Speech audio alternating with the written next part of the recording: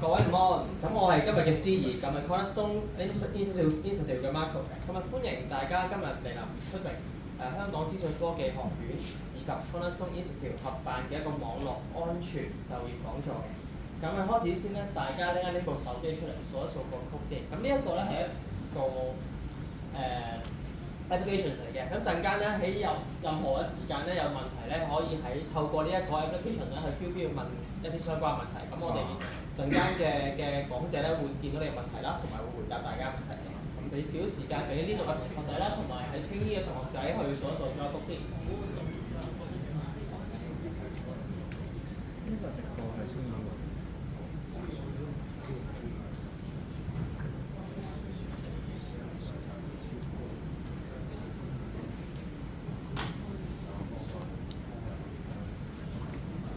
好，咁今日嘅內容都相當之豐富啦。我哋邀請咗咧資訊科技界都相當有經驗嘅講者啦，去就住大家讀資訊科技啦，或者網絡安全嘅同學經常有疑問嘅一啲部分啦，包括咗可能畢業咗之後嘅職業嘅路徑啊，或者係有啲乜嘢 technical 或者 soft skills 上面係或者有啲乜 certification 係可以幫到自己建立一個合適嘅 portfolio。喺呢個部分咧會有一啲嘅分享啦，同埋一啲討論嘅。不過喺開始之前咧，我哋都稍稍容許我哋去介紹我哋 Cornerstone Institute 呢間公司嘅。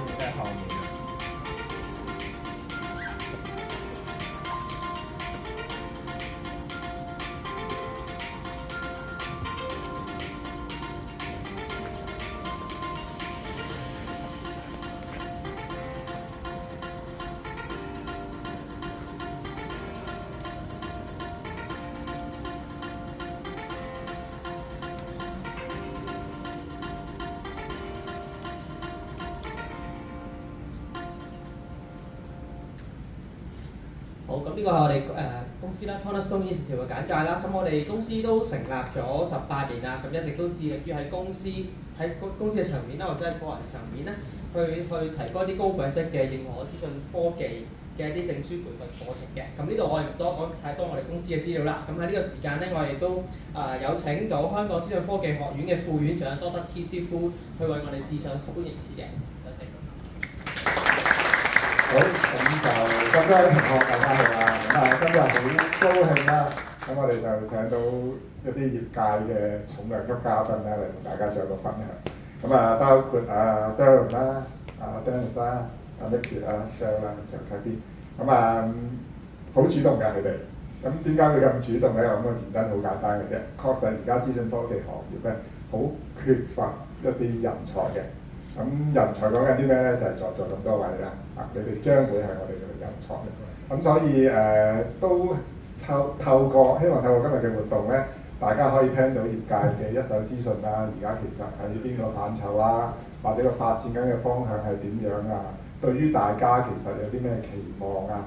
咁呢啲咧，希望大家都可以透過今日嘅活動咧，了解多啲，去好好裝備自己，變成頭先所講將來業界嘅一班中流砥柱咧，或者我哋將會大家會成為佢哋人財富嘅好重要嘅一個分子啦。好啦，今日嘅題目主要圍繞住 cyber security 啦，都講兩句啦。即係我知道無論線上嘅或者而家在座嘅，有部分同學係讀緊相關嘅科目啦。咁其實咧，即係以而家喺 IT 嘅發展咧，我哋亦都睇到。除咗 cyber security，咁當然另外一個都好重要嘅範疇就係 AI 啦。咁當然係 crossover 嘅AI security 都係一個好 top 嘅 topic， 我相信。咁亦都知道在座啲同學亦都主科有修讀 AI 嘅。當然啦，即係掌握住呢兩個範疇咧，我相信揾工，我覺得同學有咩難度嘅。咁只係你點樣去好好喺嗰個範疇裏邊好好發揮。成為希望未來幾年之後咧。咁大家都會繼續坐喺呢度，不過就唔係後邊同學仔嘅角色啦，就係前排幫我哋分享嘅嘉賓啦。咁所以咧，呢個都係即係我哋對於大家嘅少少期望啦。咁阻大家咁多時間啦，我諗主菜並唔係我呢一個環節，就係嚟緊嘅嘉賓分享。咁我將個時間交翻俾我哋嘅主持，唔該晒。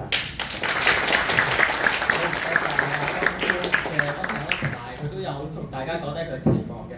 咁接住落嚟咧，我哋有請我哋 Cornerstone 嘅董事總經理Miss Catherine Tran 去做一個致辭嘅。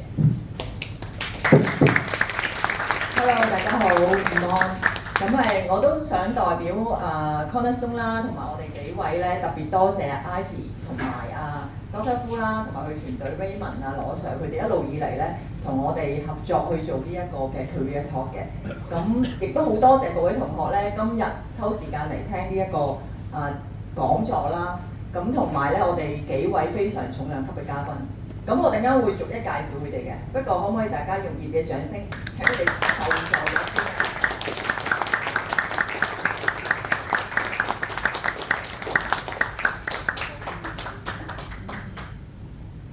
咁我介紹第一位嘉賓，咧就係Dr. Darrenson。我介紹佢之前咧，我想問下同學咧，有冇聽過Asaka？如果聽過嘅，可唔可以起一起身咧？如果冇聽過嘅，可唔可以起一起身咧？冇聽過嘅可以起一起身。我見到頭先都冇人起身啊嘛，話聽過嘅。已經好多人聽過喎，其實有。係咯，聽過嘅都起起身喎。好啊，多謝大家，多謝大家。咁Asaka其實係一間咧全世界最大嘅資訊保安學會啦。咁 Dr. Darrenson 咧就係Asaka香港嘅副會長嚟嘅。咁同時啦，佢亦都係香港一間公營機構嘅 Head of IT， 佢都請好多人嘅。咁我相信咧，同學如果有興趣想入相關嘅部門咧，都要多多請教 Dr. Sun 嘅。係啦 ，thank you。第二位咧就係Danny。咁 Danny 嘅公司咧就係 Pinpoint Asia。咁我估咧在座有冇聽過？有冇聽過嘅起身啦，咁有。哇！好多人聽過喎，原來。好，咁咧多謝你哋嚇。咁多人聽過咧，咁我就揾一個同學同我講下係咩嚟嘅咧？你有聽過？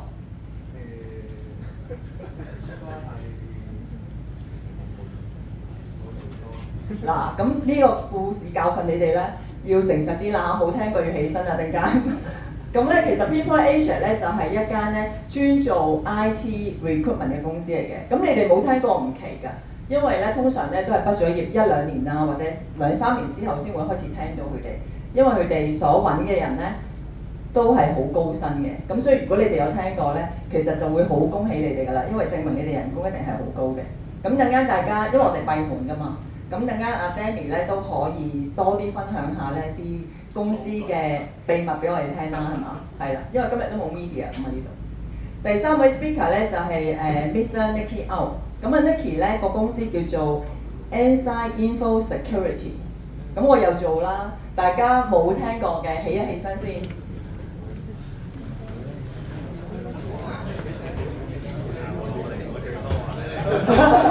因為頭先係啊。多謝多謝，咁都好多人聽過喎，原來好多人都坐喺度嘅。咁 Ensign Info Security 咧，其實就係一間新加坡嘅公司，咁佢哋咧係專做一啲資訊保安嘅solutions 嘅。咁所以咧，其實Nicky 又可以從第二個角度去同大家分享下啦，就係究竟如果你係做service provider、cyber security 嘅 service provider， 其實又要注意啲乜嘢咧？咁所以我哋今日有3個唔同嘅角度。咁最後一位咧就係我哋 Cornerstone 嘅Shell 啦。咁我就唔問大家有冇聽過 Cornerstone 啦，因為有師生嘅關係應該全部都有聽過。咁Shell 係我哋咧資訊科技嘅認證入邊咧最年輕嘅 trainer 嚟嘅。咁大家知點解揾佢咧？就係想同大家咧 build 一個好嘅 rapport 啦，同大家咧拉近距離。咁喺呢一度我將時間交俾阿 Shell 好嘛？Thank you。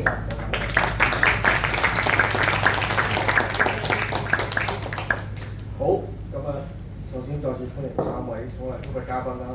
咁我哋開始第一個問題之前咧，其實我都想講下而家各位同學，我想問下啦，係就嚟畢業啊，定係話啱啱開始讀啊，定係話其實根本純粹入嚟坐下嘅？差唔多都應該3種都有晒嘅。就嚟畢業嘅 ，OK， 就嚟畢業嘅最驚咩啊？揾唔到嘢做。揾唔到嘢做，啱啦！在座3位就幫大家去睇下之後可以點樣出嚟工作啦，或者就係工作嘅環境係點啦。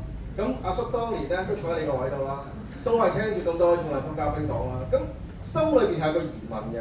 咁我話説，當我哋去揾工嘅時候咧，通常 security 界啦，我哋會有2個大嘅 category。一個可能我哋叫 in-house， 幫一啲公司內部做嘢；一個就係啲 external consulting firm， 即係 Nicky 咁樣，佢係個 service provider 嚟嘅。你可以有機會接觸唔同嘅客，有機會可以做唔同嘅 service。OK， 咁而家我哋有個 slide 度啦。咁想問下咁多位同學，假設當你畢業之後，你哋其實會 prefer 做 in-house 啊，定係一啲 security firm？ 咁當然我哋一陣間都會請唔同嘉賓分享下啦。咁我哋會有headhunting 嘅代表啦，亦都有 in-house 嘅代表啦，亦都有 external firm 嘅代表啦。咁佢哋可以喺各自唔同嘅範疇話俾大家聽，有咩好處，有咩唔好處，幫助大家去揀嘅時候可以知道晒個大概。嗱，我會首先問一問咩意思咧？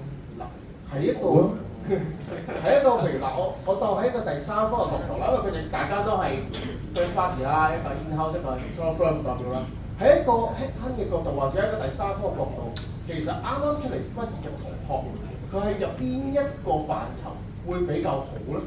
我 before 我即係答阿 Cheryl 問題，我都講翻少少嘅 background。我自己大學都係讀software engineer 嚟嘅，咁所以我10幾年前我畢業嗰陣時，我係一個都好唔好嘅時間。我自己今日我係先畢業嘅，咁所以我係畢業嗰陣時有失業嘅，其實係，咁所以我都揾咗一段時間先揾嘢做。咁但係我都想今日先可以花少少時間可以幫大家，以為我就係畢業啦，點算啦？點樣去裝備自己？點樣可以令到自己即係揾到下一份工，或者可能係嚟緊我點樣可以去到呢個行業度可以做到其他嘢咧咁樣。咁我睇下依家其實有 pool result 定係我哋要等佢出嚟咁係。我要講咗先，跟住一半一半喎，其實。牌㗎嘛。OK， 咁我諗其實依家其實大家唔知揾工會見到多啲係 in-house 嘅工定可能係 external firm 嘅工啦。咁我見到我哋個即係出面 market 其實可能一開始畢業應該可能 external firm 可能會多少少，即係 hiring 會多啲嘅。咁in-house 嘅可能講緊你可能2至3年之後，你開始畢業做咗嘢之後，就開始 in-house 手邊應該會再多啲 position 出嚟。咁因為其實好多時都 in-house 其實有一個好大嘅問題就係佢哋會諗，喂，我依家真係有好多事要發生啦，有好多 security 嘅嘢要去做。究竟我而家要做 protection， 我要去做 red team 去做 penetration test， 咁我要多個人一入到嚟，我 day one 已經識做對一啲嘢開始。咁但係 external firm 佢哋反而調翻轉，佢係有啲即係 resources 或者有啲心機，喂，我哋可能真係可以，不如諗下點樣去教多個同事去幫我手去做到呢啲嘢，可以點樣去等佢慢慢去學習。咁樣會一個咁嘅情況。咁所以大家可能諗嗰陣時咧，我哋睇咦究竟我哋想去 in-house external firm， 依家又差唔多一半一半。因為我大家即係其實可能大家聽完之後就會覺得，不如諗下去 in-house， 不如睇下去 external firm。咁當然嚟講一樣嘢咧，我會覺得係喺個 technology 上邊個 touching point 會有唔同嘅。external firm 咧好多時即係可能 Nicky 其實可以補充下咧 ，external firm 可能唔係淨係對一個客嘅，佢會對好多個客嘅。咁可能你一入到去 external firm 咧，你可能會見到我會同一時間可能我今日會同緊呢個客做緊一樣嘢。咁然後第二日可能我會同另外一個 client， 可能去喂我去睇下佢 security， 我幫佢做一啲 penetration test， 睇下點樣可以幫到佢做唔同嘢。咁所以變咗其實你會掂到好多唔同嘅 technology platform。可能今日呢個 client 佢係用緊 Cisco 嘅 technology， 聽日嗰個 client 其實可以用緊無限嘅 technology 去多啲。咁我用一個好簡單嘅例子，或者可能 cloud， 即係今日呢個客佢用嘅係 AWS cloud 多啲，聽日佢係用即係 Azure 會多啲 ，Microsoft Azure 會多啲。咁變咗其實喺 external firm 咧，你可能會見到嘅 technology platform 會多啲，你可能會接觸到唔同多啲層面。我今日見過晒唔同嘅嘢，可可能喺呢兩三年入邊，喺頭一開始畢業就會見到多啲嘢會多少少。In-house 咧，通常都有情況就係佢哋揀好咗個 technology 個 platform 個 stack 咧，就唔會再喐㗎啦，即係暫時唔會喐得太緊要。可能佢用 cloud，我用 AWS，我唔會突然間我去 mix 太多，即係 Microsoft Azure，佢可能主力佢都係用緊 AWS。咁變咗你就可能要揾到一個specialize 嘅地方，我專注淨係可能係睇 AWS 個 cloud 個 security。咁變咗你就喺 in-house 會有一個比較唔同嘅地方會喺度咯。咁當然另外一樣嘢就係 in-house 你都會可能就會有好多制度上或者可能有好多架構上嘅，譬如你可能要同唔同嘅同事，可能佢係做緊 accounting 嘅，或者可能做緊 finance 嘅，或者可能佢係做緊其他部門上面嘅嘢，要去同佢哋溝通去接觸，有好多程序上嘅你會睇。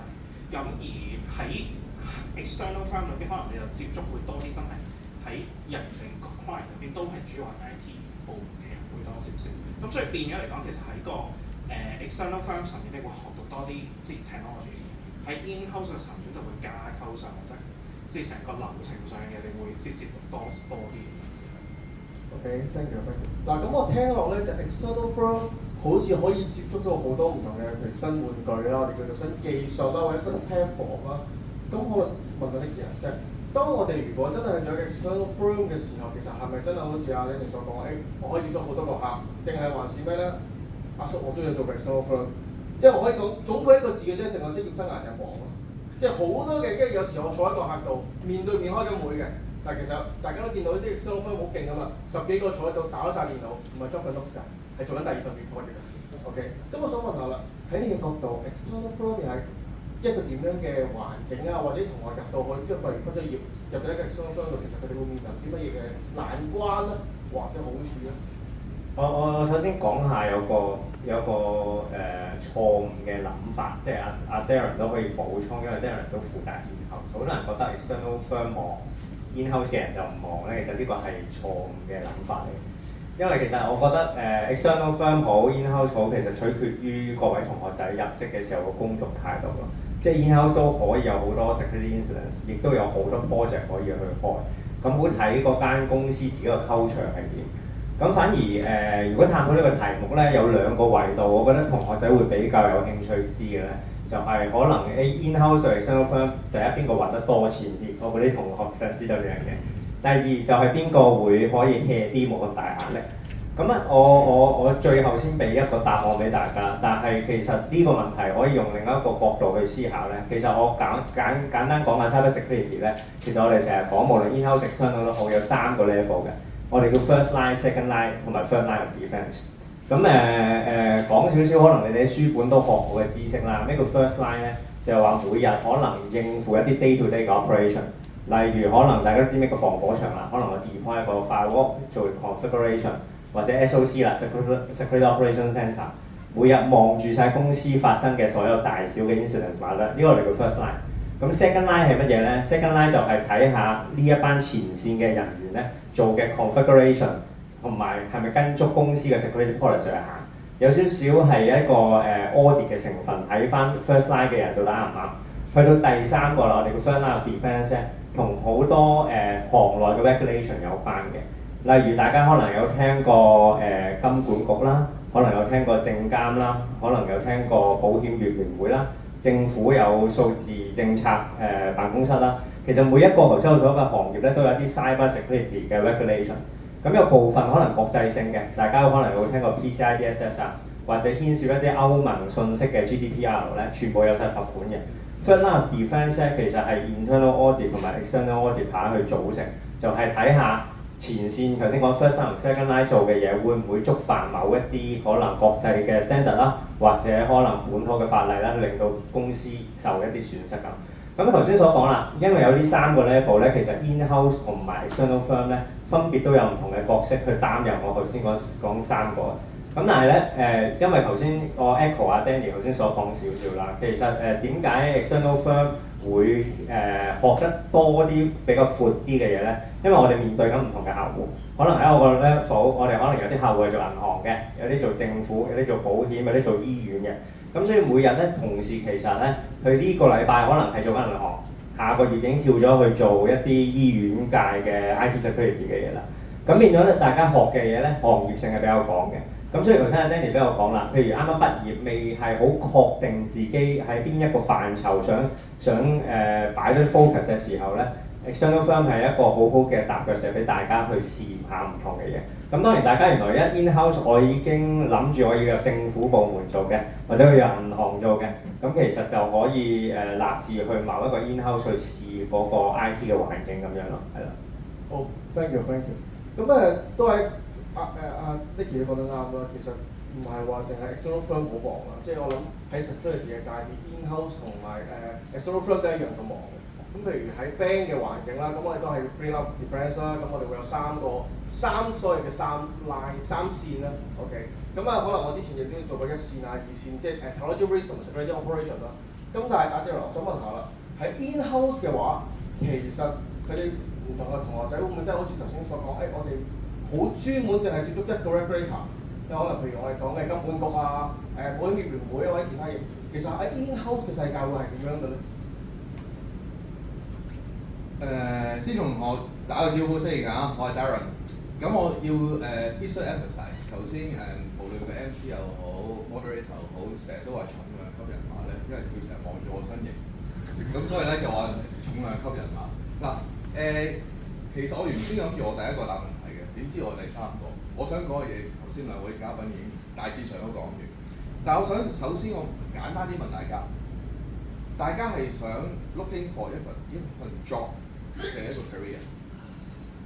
嗱呢條問題咧，無論我喺做咗咁多年嘢，我請親好似大家咁後生仔嘅時候咧，我都一定會問佢哋：你係想 looking for 份 job 呢個 career？嗱，我想 echo 翻頭先 moderator 所講，譬如話一 in-house 嗱，或者我再近前一步，我想 echo 翻阿 Nicky 頭先所講 freedom of defence。咁我 suppose 大家可能讀書都讀過係啲咩嚟啦？嗱，我自己好慶幸，我因為之前好似你咁後生嘅時候，入咗一間都相當唔錯嘅一間跨國保險公司 ，three lines 我做過晒嘅 ，first line、second line、third line 我做過晒。咁所以如果一間好嘅公司，無論 external 又好 in-house 又好 external 又好，其實俾我哋嘅 career 嘅話，你係可以 develop 到你自己嘅。咁我而家翻去開頭嘅問題，我自己譬如以前去做 second line 好 third line 又好，我需要 deal with 嘅係 MPFA 啦，即係香港有4大監管機構，大家知唔知啊？4大監管機構，包括 MA、IA、MPFA、SFC， 我要 deal with 嘅係 MPFA 同埋 IA。咁其實係所以 in-house 其實都可以好忙嚇。咁所以如果 in-house 咧，其實我哋學嘅嘢其實有唔同範數嘅。頭先我所講啦 ，three lines of defence 嗰3條 line 其實需要做嘅 skill 其實都幾唔同下嘅。咁但係其實我覺得 cyber security 其實諗翻我大概20年前到啦，幫我舊公司喺 Asia 度 set up 個 security office， 其實所識嘅嘢個 knowledge。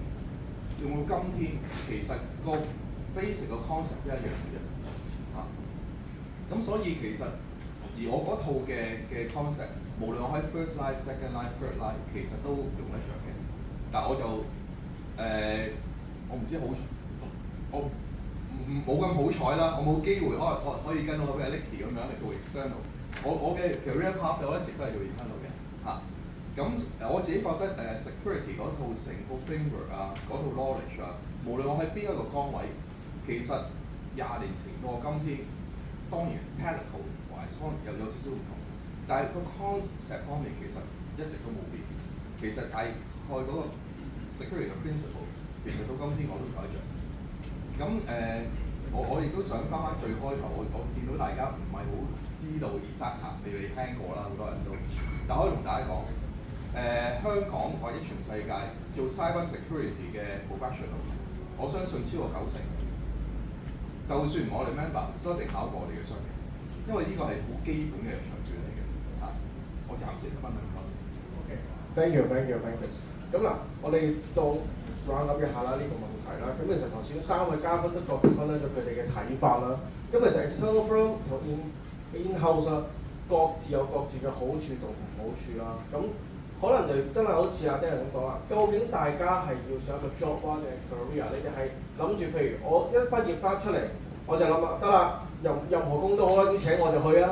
定係話其實你哋開始要自己諗下，你未來想行邊條路咧？因為 security 有好多 role 㗎。嗱 ，security 呢個範疇咧係我覺得喺 IT 裏邊啦最多元化嘅。你可以係攻，你可以係防守，甚至可能頭先講 free line defense， 亦都可以係咩咧？做一啲 audit 嘅動作，亦都有啲同學係可以話我唔需要做文件㗎，我唔想睇 standard， 我純粹開住個 terminal 係咁打曲就好有型嘅，亦都有。我嗰陣時讀書嘅時候，大把係覺得咁樣講。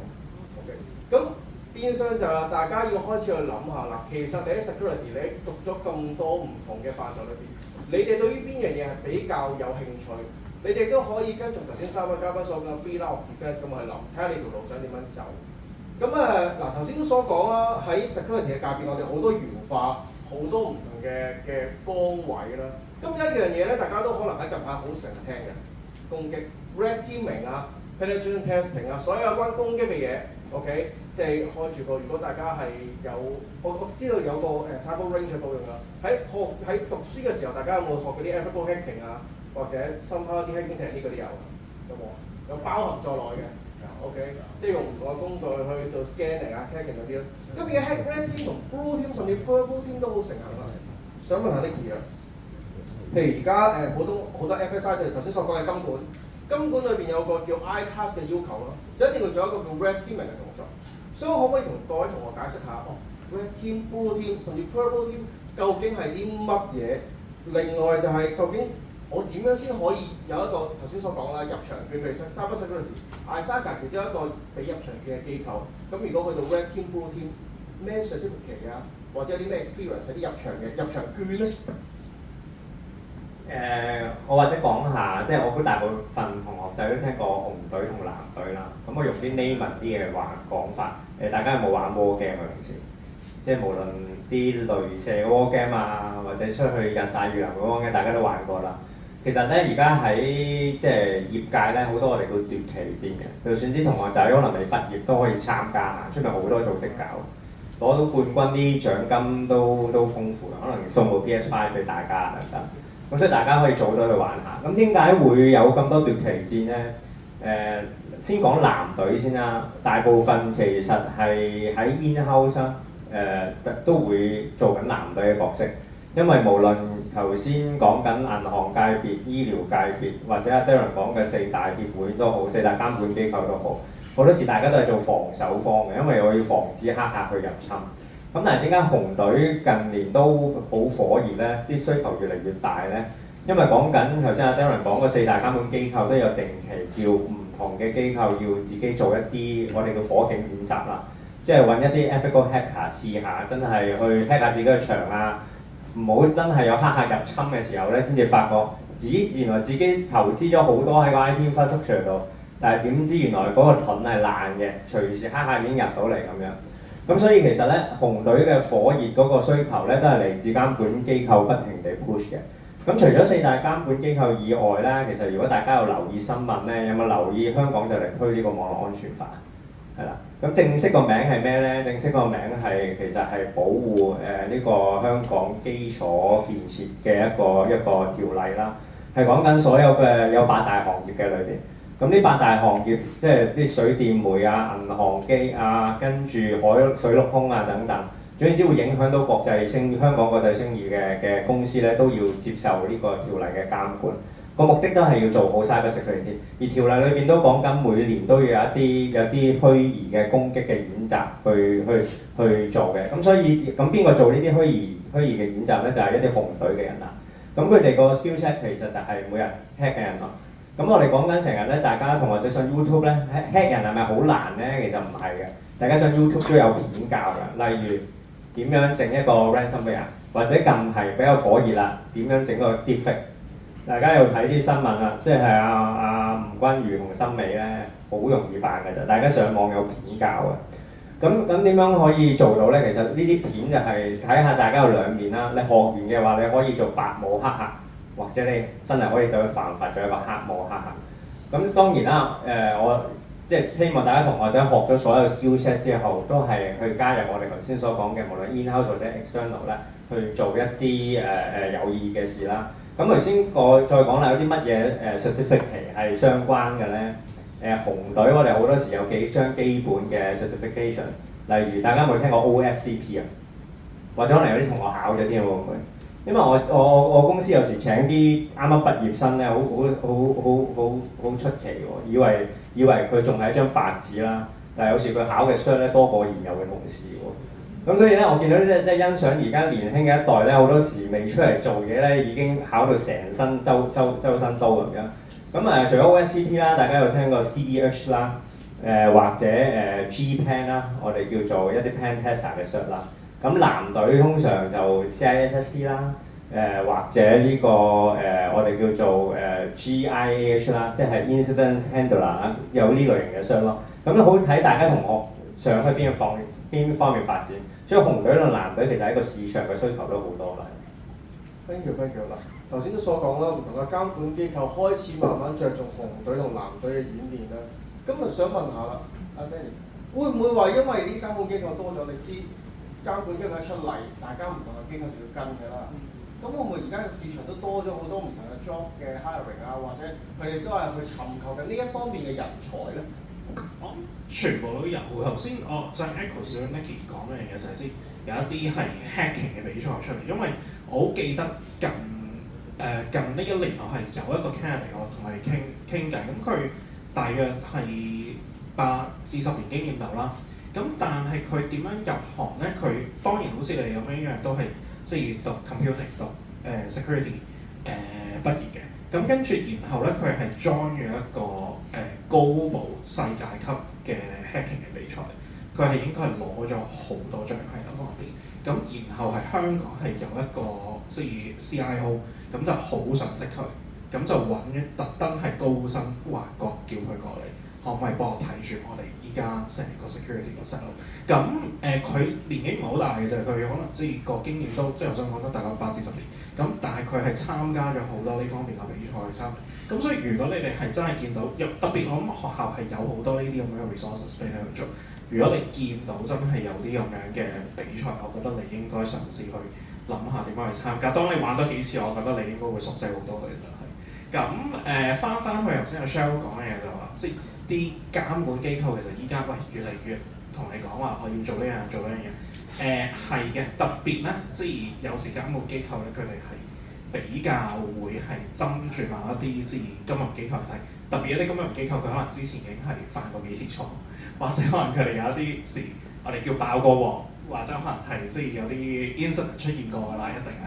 咁咧啲監管機構直情會走去再密啲去睇下究竟佢哋發生啲咩事。咁到呢度一定可能就會佢真係話，喂，我哋一定要請到個人翻嚟，我哋一定要去即係有多啲嘅人去睇住，因為監管機構真係可能會走嚟去問你，咦，究竟你而家有幾多人喺度啦？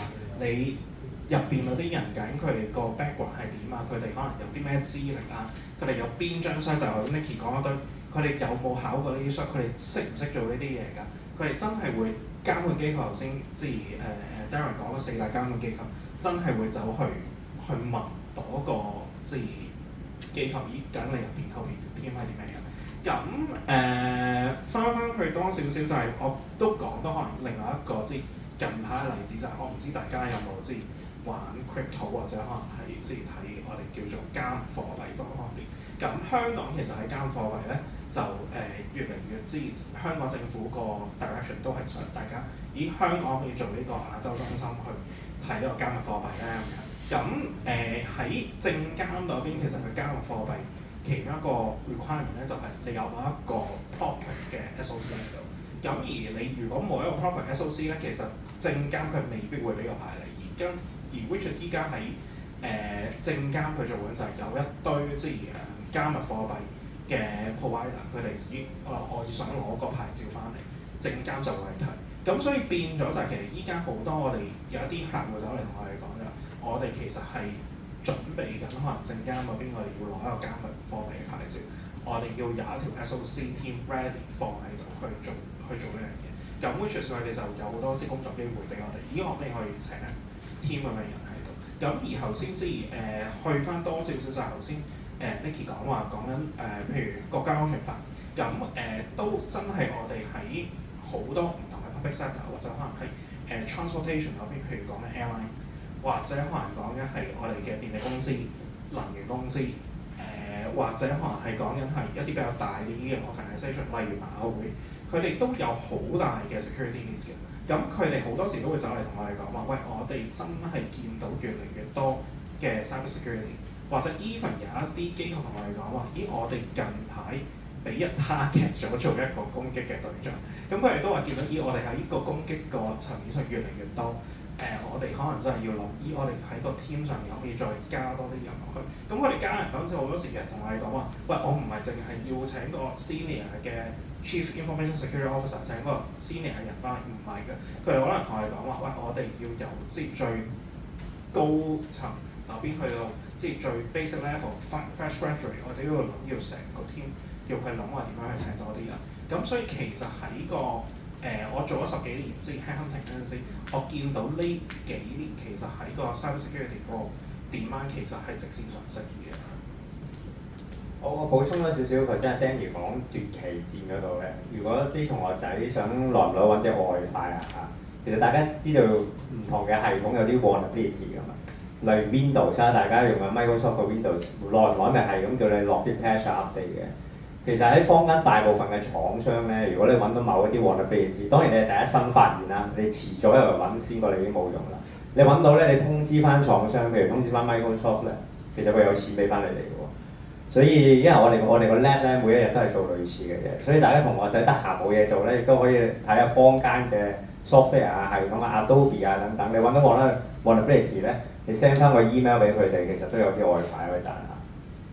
好 ，thank you。嗱，各位同學仔，Nicky 講嘅咧，其實亦都係其中一個賺錢嘅好方法啦。咁如果大家真係想知道，喂，其實真正係點樣做咧？你可以 search 下，其實台灣有個好出名嘅 vulnerability 嘅 researcher 啦，佢叫Orange 嘅橙嗰個。咁咧，佢係今年發現咗佢最新嘅 vulnerability 咧，被譽為今年嘅 top one 啦。咁其實佢亦都可以飛去 Las Vegas 度去做 public 嘅演講。大約佢點樣揾出嚟，係一個名成利就雙收嘅其中一個好方法。今日大家又翻嚟先啦。頭先都所講啦，嗱 SOC 有可能 Red Team 啦，大家其實嗱 Red Team 頭先都講咗啦 ，SOC 大家知唔知咩嚟啊？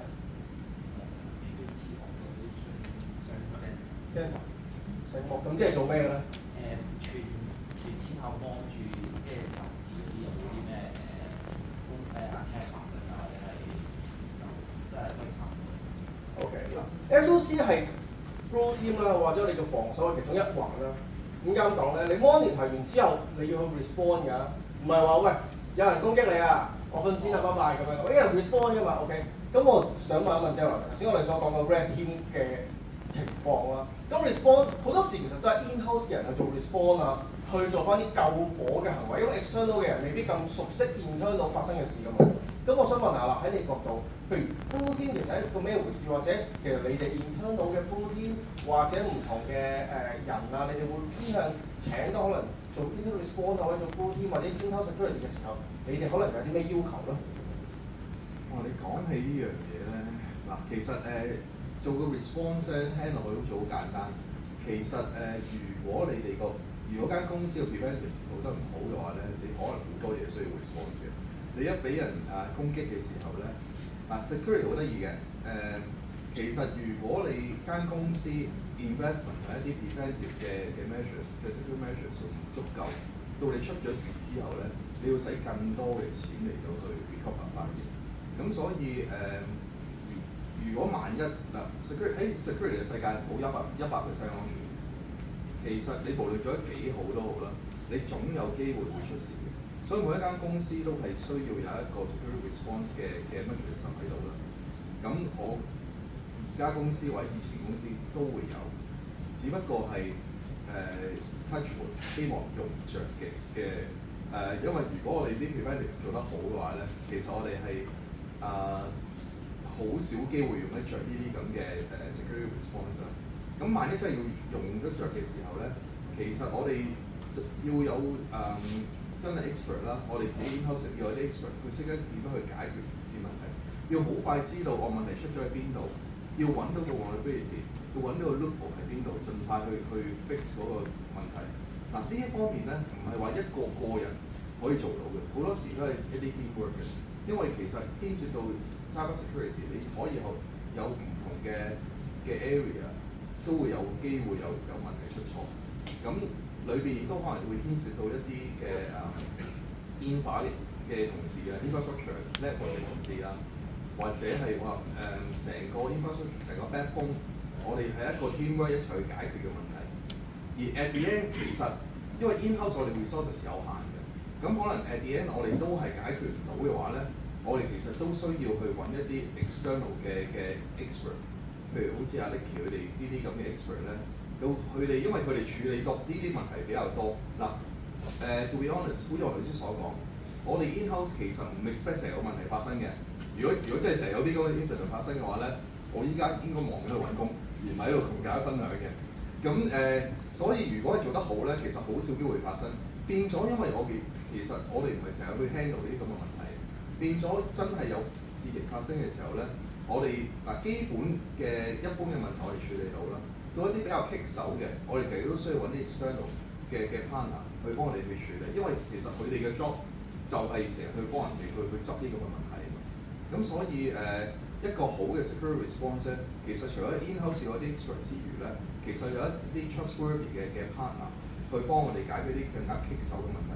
所以我頭先好 high level 咁講咧，你會聽到其實裏邊牽涉好多人嘅，唔係就話 security team 嘅，亦都可能會係 network team 啊、infrastructure team 啊，或者 external partner， 裏邊全部都係一啲有相當 knowledge、相當經驗嘅 security 嘅 expert 先至可以去解決到呢啲問題咯。但係again，我哋應該係響一個 preventive 嘅 measures 度去着墨。當未有事情發生之前，我已經係將一啲嘅問題去擋晒，只不過係剩翻漏網之魚先用呢個 security response 去解決咯。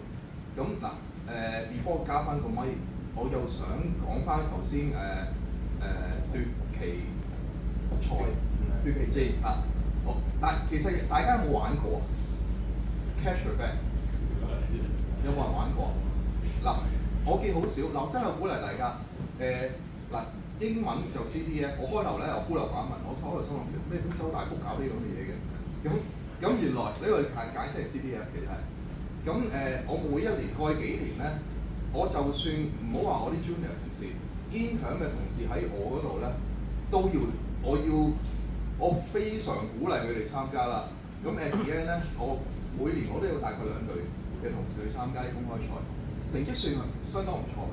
嗱如果你唔知係咩嚟嘅，真係嘗試下報名。每一年香港有幾個啲咁嘅比賽嘅，你會 攞個 feel， 究竟自己係咪真係中意 cyber security？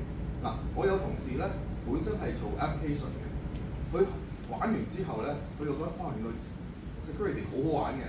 於是乎佢就轉跑道，咁但係亦都可能有啲人我唔知在座，可能我而家讀緊cyber security，你一玩完個比賽之後發覺哇唔係嗰回事嚟喎原來，咁所以我非常鼓勵大家試下參加。其實唔係話一啲好複雜、好高深莫測嘅嘢，唔係處理唔到嘅。咁好似我所講啦，我 intern 嘅同事都可以去比賽，都攞到唔錯嘅成績，只要你肯去做啲 preparation。好嘛？咁如果想知多啲詳情，可以之後再同大家分享。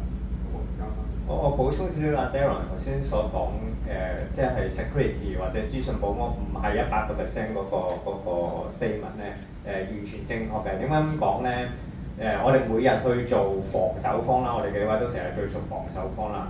其實你知唔知我哋最大嘅敵人係咩啊？即係黑客最中意睇到。即係如果你係排事件簿啊、安全事件，你知唔知第一位係咩啊？有冇人估到？內部嘅嗰啲問題，即係啱啊！我哋應該要攞，俾人問攞翻呢啲同學仔答嗰啲電話，我要聯絡下佢哋，因為個 mindset 十分之好。咁其實人為錯誤，頭先阿 Darren 講得好啱咧。就算任何機構俾幾千萬去買一啲防守嘅 solution 啊，嗰樣嘢都好，即係你幻想一個城堡咧，銅皮鐵壁，但係咧有人唔記得鎖門咧，個黑客就咁入嚟㗎啦。所以好多時咧，所有世界嘅所有黑客事件咧，都可能一個好 minor 嘅人為錯誤咧，就令到黑客有機可乘咯。咁所以點解頭先所講點解有 first line、second line 同埋 third line of defence 啫？就係因為有咁嘅監管嘅成效，先至可以 make sure 每一個關、每一對門都鎖好。同意。或者我喺呢一度都可能分享一個故事，可能可以 refer 翻大家講嘅嘢啊。咁話說當年咧，我哋都要幫一個香港其實仲有 ISP 啦，仲有啲 incident response 嘅行為啦。咁呢個 ISP 咧，直頭係會破壞或者 security service 嘅。咁話說佢哋有啲remote 嘅 server 被 hack 咗，咁我哋去做一啲調查啦，嗰啲革命調查啦。咁之後咩發覺點解佢會俾人 hack 到咧？就係佢嘅 password 係大家最喜歡嗰個，大家 P 字頭嗰個嚟嘅。咁你笑嘅都知道係邊個啦 ，OK？ 咁你可以諗下就係、其實唔單止係在座各位，唔單止係一啲可能冇乜點樣監管嘅公司，可能甚至係一啲大公司，其實佢哋都會有呢啲咁嘅錯誤。咁而點解黑客會咁中意？就因為佢哋冇監管啦，冇管理啦。嗱，咁你又要去翻轉頭就係、可能我哋而家好多公司都好多錢去買玩具，請咗好多人翻嚟，但係好似正如頭先阿 Darren 所講 ，security 牽涉好多 IT 唔同嘅 team 嘅。network team、infrastructure、cloud、blah blah blah， 你可以話身為佢哋係碌，咁你都有個 engine 㗎。engine 就可能係啲 security 嘅 framework、security 嘅 standard 嚟嘅。OK， 而家慢慢 security standard 嘅興起啦，我哋會有一個稱號啦，我哋叫 GRC 啦。OK，governance、compliance、risk 啦。OK， 係 security 嘅另外一個界別，佢唔係好多谷，唔係好多 technical 嘅，但係喺每一間公司都係非常重要嘅。OK， 甚至可能係Darren 我都有睇過你哋啲請人嘅廣告啊 ，OK， 都可能要求啲求職者係有一啲 security standard 嘅 background， 可能係啲 ISO 27001啊，甚至可能係一啲比較 NIST 嘅 framework 啊，可唔可以去分享一下？譬如話喺你哋嘅角度，喺 in-house 嘅角度，其實而家啲同學係咪淨係純 technical， 或者唔係？其實我可以透過 GRC 或者一個 standard 都可以闖得出一片天咧。因為本身你都係 VP 嘅ISACA VP 啦，咁其實亦都，如果大家有聽過 CISA 呢種 certificate 啦，係一種叫 Information System Audit 啦，咁呢其實正就係 ISACA 佢哋去管理同埋發出嘅。咁所以而家大家同學就可以偷下師，聽下秘笈啦。嗱，其實全世界咧關於 security 嘅 cert 咧，我粗略大概描過咧，即係幾百張可以有。但係真係 common 嘅其實唔多。其實喺common 嘅咧，如果大家頭先有留心睇 Cornerstone 頭先個 video 咧 ，common 嗰啲係曬佢個 video 都學咗㗎啦。啊，譬如 CISA 啊、CISM 啊、CISSP 啊、CCSP 啊呢啲。其實呢啲係好 common 嘅 cyber security 嘅，我會講係呢啲入場券嚟嘅。譬如頭先所講四大監管機構，佢譬如話Hong Kong MA， 佢之前個 CRUP， 佢係有列明有邊啲嘅 qualification 係需要嘅 ，CISA 其中一張。所以我開頭見大家唔係好知道ISACA係個咩機構咧，真係需要去了解下我哋嚇，因為好似頭先所講啦，做呢一行嘅。90%以上都會係我哋嘅 member 或者係我哋嘅 shareholder 嚟嘅，咁所以而我哋喺香港咧，我哋超過4000個 member 啊，咁 security 其實係成日可以話成日有新嘅嘢走出嚟啦，我哋不斷要 update 自己嘅，所以你要有一個嘅 network 可以幫自己繼續 continuous improvement 啦，係呢個係緊要嘅。咁我翻去原先嘅問題啦。咁嗱，其實因為我哋 security 個 domain 其實好闊嘅，有一啲可能係要好專嘅一啲 security consultation。用翻我自己，譬如我20年前 set up 嘅 security team， 我今天嗰度一樣啦。其實主要係有幾個 area 嘅 security consultation， 我需要啲同事真係要好精 security， 係去到一啲好deep dive 嘅 level 嘅。咁嗰啲通常都需要一啲真係我相當經驗嘅同事。而譬如我頭先所講 CISA 啊、CSSP 啊、CH 啊呢啲，雖然係基本一定要有嘅嘢嚟嘅嚇。咁而因為點解佢哋需要咁精咧？佢哋其實係要 provide consultation 去俾 IT 啲同事嘅，甚至乎我哋啲 network team 又好，佢哋其實 day to day 嘢佢 OK， 但係 security 去到好 deep dive 嘅嘢咧，其實佢都需要揾一啲嘅 expert。咁除咗話我哋自己 IT 嘅同事之餘咧，其實 business unit 即係我哋嘅 user， 其實佢哋都有好多嘅尤其是而家今天啦，好多嘅 system 可能佢哋自己去買翻嚟啦，或者其實每一間公司每一個 department 佢哋都有好多 IT 嘅 element 喺裏邊，佢未必要揾 IT 做，但係佢哋可能喺出邊揾 vendor subscribe 嘅 service 啊，咁變咗呢啲 security consultation 同事去陪住啲 user 去同我 vendor 傾，喂你有冇啲咁嘅嘢，我哋先至可以信你㗎。如果唔係出邊好多，其實出邊 sorry 有好多唔同嘅 firm， 唔係間間好似喺啲橋嗰間咁信得過嘅，坦白講，有一啲真係都幾得人驚嘅。咁所以我哋需要一啲security 嘅 expert 嘅同事一齊去同啲 user 或者甚至同我哋同 IT 同事去住啲咁嘅 vendor。咁呢方面係 security consultation。咁另外一邊咧就係我哋一般我哋譬如話 info risk assessment 啊，一啲 information 大家知一間公司其實裏邊有好多唔同 information。咁但係啲 information 我哋點去 protect 佢咧？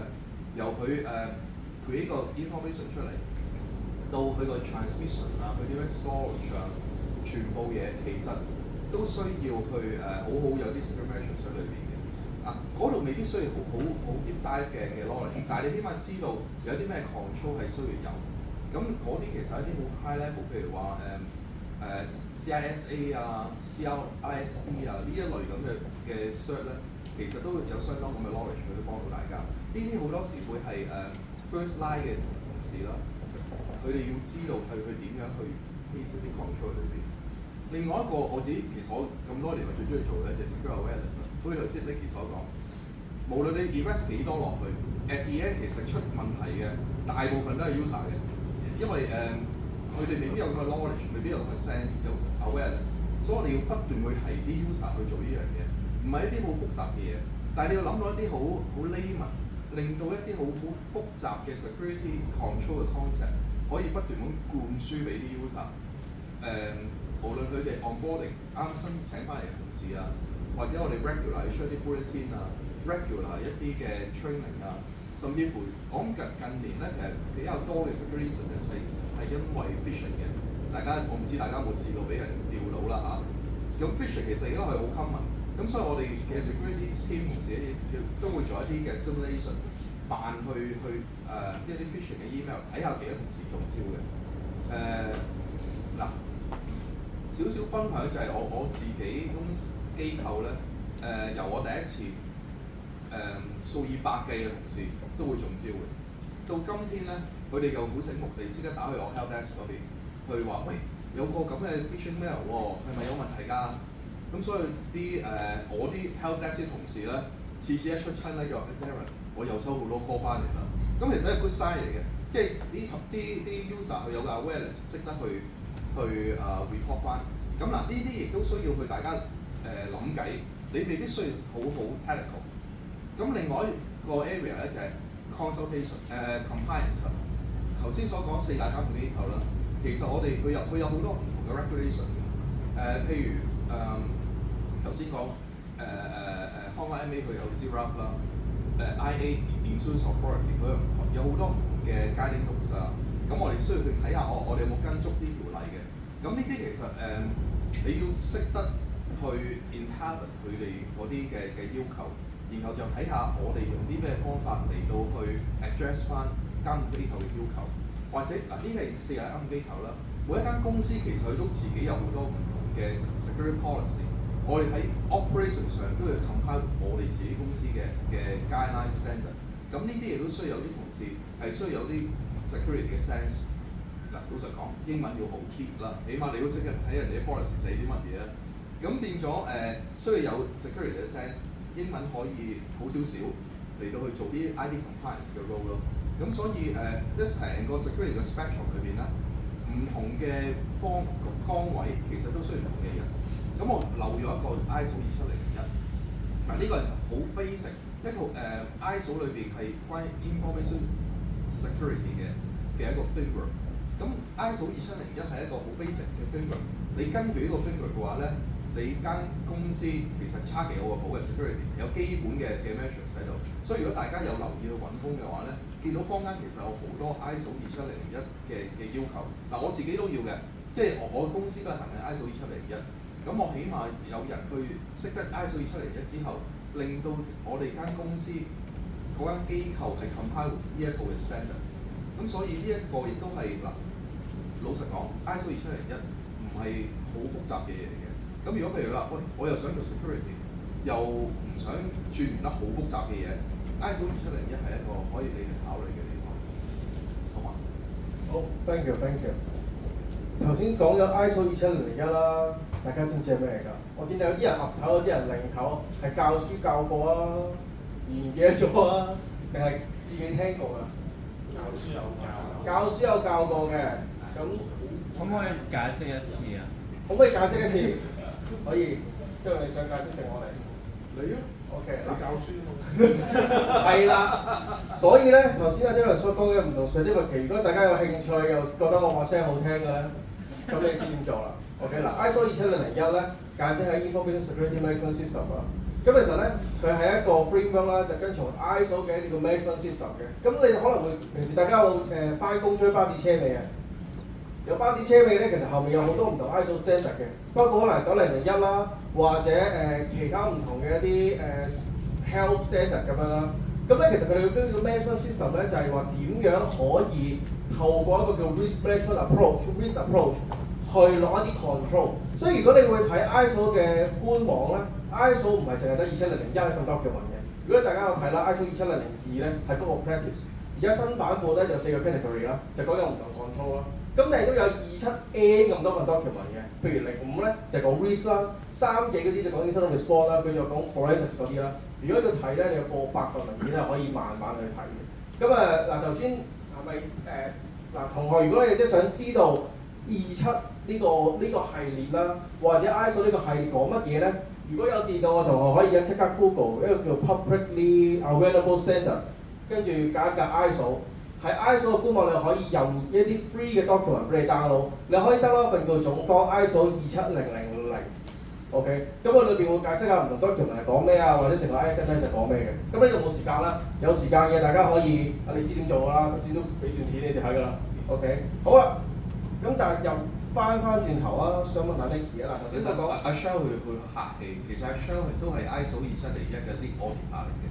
咁所以如果大家想知多少少咧，可以 after 呢個 call 之後咧，捉住阿 Shell 問多少少 ISO 27001嘅。都係揾飯食嘅啫，其實大家都係一樣。嗱，咁翻嚟啦，嗱，我知道除咗監管機構之外啦，監管機構冇得揀啦，佢一定要跟即係唔同嘅銀行啊、唔同嘅保險公司啊、一啲證券公司，佢哋冇得揀，一定要跟從一啲監管機構啦。但係普通嘅國際公司，其實大部分都係跟27001嘅，因為係一個international standard。咁我想問下 Nicky 啊，其實喺即係喺你 consulting firm 啦 ，ISO 27001嘅 consulting service 其實多唔多？定係話其實冇人問津嘅，冇人理嘅咩？定係話其實都好多公司係渴求緊過呢個 audit， 而你都需要呢啲人才幫手做一啲 consultancy 啊或者 audit 嘅 service 咧？我頭先就係想講阿 Darren 同阿 Shell 講，即係如果你識 ISO 27001咧，本身已經係一份工嚟嘅，因為出邊有好多人係揾緊一啲我哋個 ISO 27001嘅 auditor 去幫唔同嘅機構去攞呢個 standard。咁攞咗有咩作用咧？公司其實係因為一個國際嘅 standard 啦，其實就同所有人你見到嗰啲公司攞咗咧，喺卡片度咧都會印咗個 logo 喺度，即係話俾大家知我已經跟住一個國際嘅水平。去令到公司達到某一個安全嘅水平，其實個目的就係咁樣。咁但係頭先一路講緊 GRC 啦 ，Shell 咁governance risk 同 compliance 啊。咁咩叫 compliance 咧？安全係好衰嘅，即係我做呢門生意啦，係幾年前咧意識還低嘅時候咧，客戶幾時會使錢喺 cyber security 咧？就係俾人罰錢嘅時候，因為唔罰唔痛啊嘛，大家讀書都係㗎，即係冇罰你就唔會特別落力啦。咁國際水平啦，講緊有啲咩咧？其實大家有聽過有一啲某一啲嘅 law 或者 regulation， 大家有冇聽過 GDPR 啊？冇啊！GDPR 係咩咧？係監管緊所有歐盟嘅一啲 PII 一啲個人資料。譬如香港好多公司其實唔係淨係做香港人生意㗎嘛。香港好多時有旅客嚟香港一個樣嘢，我哋係儲低咗一啲歐盟嘅可能佢啲 passport 資料啦、身份證啦、電話號碼。咁呢條條例個罰款係點咧？其實如果你唔覺意有資料外泄咧，最高刑罰嗰間公司啊，罰被人外泄嗰間公司啊，大概係2000萬歐羅，即係講緊1億6千幾萬港紙。你諗下，大部分即係今時今日今年嗰個經濟環境更加唔好啦，你俾人罰1億6千萬港紙咧，嗰間公司執笠咁滯。咁所以好多人都係會因為呢啲國際嘅條例嘅監管啊，講緊 GRC 嘅人才咧，就係希望令到公司可以 meet 到某一啲 standard，唔好俾人罰。另外一個 standard 都好出名嘅，大家有冇聽過 PCI DSS 啊？PCI DSS 係咩咧？監管所有嘅 retailer， 即係零售商用到 credit card 嘅，即係譬如我哋一日都用 credit card 買嘢㗎嘛。咁呢類嘅零售商咧，萬一被罰咧，我舉個為例，有冇聽過一間超市喺美國叫 Target 啊？大家喺美國聽過啦。2013年咧，佢就泄露咗4000萬嘅 credit card 資料，佢下邊嘅客戶啦。咁佢係俾人罰咗2000幾萬美金，再加佢要打官司啊嘛，想打啦係嘛，使咗2億美金，佢不停地打官司，咁啊打幾年使燒咗咁多錢喎。咁其實所以你見到因為呢啲咁嘅國際嘅 law 嘅罰款咧，其實已經嚇壞咗好多而家唔同嘅機構。就算唔好講到咁遠，香港頭先我咪講緊香港就嚟有網絡安全法嘅嗰個法例，其實點解大家會特別留意咧？因為裏面開始有罰款啦，去到50萬至到500萬不等。咁變咗大小小嘅公司咧，開始覺得要正視 cybersecurity 啦，因為開始罰到大家痛啦，開始覺得係啦。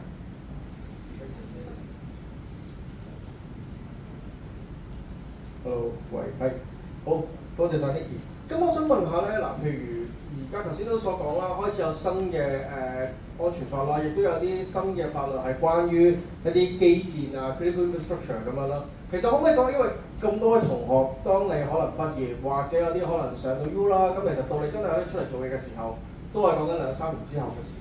可唔可以憑你嘅角度啊？因為雙方始終接觸好多唔同嘅客戶，好多唔同 industry。其實之後香港 security 嘅趨勢會係點啊？咩方面會比較多人去揾 security service 啊？特別我知道有啲同學喺個 question 度問嘅，佢哋好想知道 AI 係啦 ，AI 係可以用嚟攻擊，亦都可以用嚟做防守嗱 both 嘅兩面人。咁我想問下啦，譬如喺呢個角度啊，而家香港嘅趨勢會點？同埋 AI 會唔會話一個 game changer，令到可能成個 security 嘅 market 都會唔同咗咧？如果即係大家想知道有啲咩趨勢令到大家揾工好啲咧，好簡單嘅，報讀 VTC 嘅所有課程嘅。點解咁講咧？即係頭先我同大家 lecturer 傾過開嗰啲 course 咧，全部都係而家最火熱嘅。咁如果我哋做 research 啦，我講2025年或者嚟緊3年有啲咩趨勢咧？咁我會conclude有3樣啦。第一，我哋講緊 misinformation。咩叫 misinformation 咧？就係話擾亂一啲資料。而家我哋資訊好發達啦，例如最好嘅例子就係用 AI 嘅 deepfake。你會見到而家可能有 AI 扮總統啦 ，AI 扮某啲政要去打仗啦。你見到大家而家用緊呢個 technology， 一啲 deepfake 嘅 technology 開始，如果本土啲網戀啊，或者去大家去 KK 園啊，全部都係開個電話用 AI deepfake 去大家。咁變咗其實呢個會係第一個趨勢啦。第二個趨勢，頭先阿 Shell 講咗咧，其實以前做一個 ransomware 做一個 phishing 咧，你技術含量相對要高嘅，個黑客起碼要即係識啲 scripting 啊，識得點樣 hack 人啊。但係其實而家 AI 啲 tools 咧方便到其實你拿住個 AI 你問2句咧，佢成隻 ransomware 可以整到出嚟㗎啦。咁變咗係。跟住仲有 social media 好多片啊，嗰啲可以就用 AI train 用嗰啲嚟 train AI 去整個 ransom 嘅 video 去咁樣咯，都係啊！呢個就係我頭先所講嘅第一樣啦，即係好多人用 social media 係作為一個媒體咧，就做一啲假片，大家好難分真假㗎。咁當然頭先講兩面人啦，頭先阿 Shell 講咗，當然而家市場都有啲技術係 detect 翻嗰段片係真定係假嘅。咁頭先所講到黑客咁容易用 AI 去模仿一啲攻擊嘅時候咧，去整一啲 ransomware 嘅時候咧，其實黑客做呢啲攻擊就做得好方便好快。第三個趨勢咧，其實係我哋叫做一啲上線，我哋叫做供應鏈嘅攻擊。咩叫供應鏈嘅攻擊咧？記唔記得上年2024年7月發生咩事啊？如果大家有留意新聞，記唔記得香港都中招一個藍屏嘅事件，一個 blue screen。係啦，大家記得嗱，嗰個唔係一個黑客嘅攻擊嚟嘅，但係點解我要舉呢個例子咧？而家啲黑客好聰明啊，因為我哋每一間公司其實用好多唔同嘅供應商，佢而家攻擊嘅目標咧，未必係攻擊嗰間公司自己本身成為一個 victim， 反而咧佢係攻擊佢嘅上線。佢只要攻擊一啲好出名嘅 supplier， 可能大部分公司都係用緊呢一間公司嘅服務咧，去攻擊佢咧，佢就可以一次過癱瘓晒全世界。咁藍屏事件唔係一個黑客攻擊，係一個 operation 嘅 fault， 但係你見到個影響係好大㗎。機場啊、酒店啊、醫院啊，藍屏突然間癱瘓咗幾日，日日新聞都播啊。咁變咗呢個係第三個趨勢咧，其實黑客就開始啦。我攻一啲知名嘅 supplier， 咁我就慳稅慳力，我唔使逐個打。咁所以我哋見到有呢三方面嘅趨勢咯。咁如果大家同學仔要考啲乜嘢 cert 去 catch up 翻呢啲趨勢咧，我又幫阿 Daryl 賣下廣告。其實 Isaka 咧近排出咗 beta 版嘅 AI Audit Certification， 係啦。因為頭先我講咗三大趨勢，有兩個關 AI 事啊。大家想我而家咧啲公司開始密謀緊㗎啦，無論我自己公司或者客戶咧，開始點樣活用 AI。你活用 AI 嘅時候咧，就有好多人道嘅 moral 嘅問題啦。即係會唔會公司內部我唔覺意擺咗某一啲，我問 ChatGPT 啦，我會將一啲資料敏感嘅資料擺咗上去問咧。其實開始有監管機構開始睇呢樣嘢，咁所以 Isaka 都出咗一個 AI Audit 嘅 certification 可以俾大家報考下。好，咁啊，可能 Daryl 會唔會有啲補充關於呢啲 certificate， 或者其實我諗大家都係一個好關心嘅問題，就係譬如而家好多公司都有啲 generative AI 啦。即係無論你係用 AI 攻定防都好啦，其實唔緊要，好多公司都會用啲 generative AI 去做一啲 business value 或者做啲 analysis。咁無論將究竟我想問下，譬如如果大家喺 security 嘅角度，佢考咗呢個 AI 嘅譬如 audit 嘅 certificate 啦，佢哋可以有啲咩幫助，或者譬如一陣間都想問下 Danny 就係、咦，其實會唔會呢一類嘅 certificate 都會係而家嘅開始一啲趨勢就係、我識得 AI security 會唔會係一個比較吃香嘅優勢咧？麻煩可能 Daryl 講個新嘅 certificate 係咩內容啦？近呢2年咧，我諗大家知道AI 首先其實唔係新嘢嚟嘅。我好似你哋咁年輕嘅時候咧，即係 once upon a time 啦。咁其實我已經係讀緊 AI 嘅。但係嗰陣時嘅 AI 其實係因為computing 嘅 power 問題，我哋有理論難實踐。咁其實個 concept 係喺度嘅。譬如話而家講緊 neural network 嘅嘢咧，我好似你咁年輕嘅時候咧，嘅 paper 其實都係已經講 neural network 咁但係當其時係一啲好理論化嘅嘢嚟嘅。但係今天其實 AI 好多時係背後其實用緊 neural network 呢樣嘢，所以個 theory 唔係新嘅，只不過係因為近呢幾年咧computing power 越嚟越犀利嘅，就你唔好話啲所謂嘅 super computer 啦，你部手機勁啲嘅都可以做到好多嘢今天。咁所以而 Gen AI 嘅跑出嚟，令到大家突然之間驚醒，哇！原來 AI 咁厲害嘅，只不過係因為嗰樣嘢太埋身啦 Gen AI， 大家好容易接觸到，好容易用到。但係其實 before Gen AI 出嚟之前咧，其實譬如喺 cybersecurity 角度咧，我哋都已經係需要用緊 AI 嘅，因為其實我哋唔會夠啲 hacker 快嘅，我哋要好快做到 response 嘅話咧，其實係需要用 AI 嘅。咁嗱，至於講到話AI 嘅 certificate， 我相信嚟緊都會有越嚟越多。我哋其實都呢方面我哋Isaka 香港都好榮幸，我哋嘅 contribute 有一份嘅 paper 去俾我哋 headquarter， 將會好快會 publish 係關於AI audit 呢方面啦。嗱，好似我哋所講，我20年前佢 set 呢一個嘅 security office， 當其時都係其實個 concept 係大致上冇變嘅。咁所以你話無論今天我哋講緊AI 嘅 audit 啦，可能其實2年後講緊 quantum 嘅 audit，technology 不斷咁變